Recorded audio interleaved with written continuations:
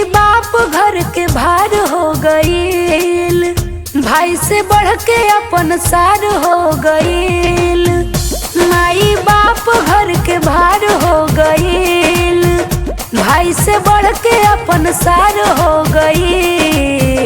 कैसन कलयुग के पूत आज जन्मे कपूत, बैकुंठ ससुरार हो गईल।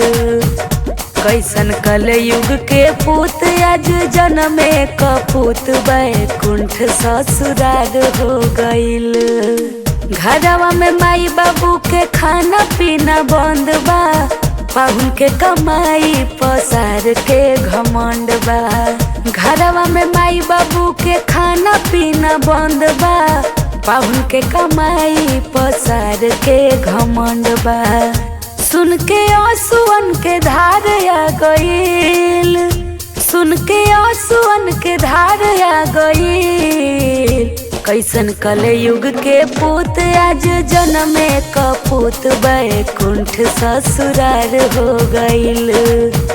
कैसन कलयुग के पूत आज जन्मे कपूत, बैकुंठ ससुरार हो गईल।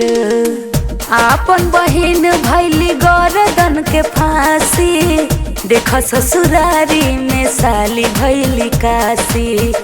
आपन बहिन भैली गर्दन के फांसी, देख ससुरारी में साली भैली काशी। एकर जियल धिकार हो गईल, एकर जियल धिकार हो गईल। कैसन कलयुग के पूत आज जन्मे कपूत, बैकुंठ ससुरार हो गईल।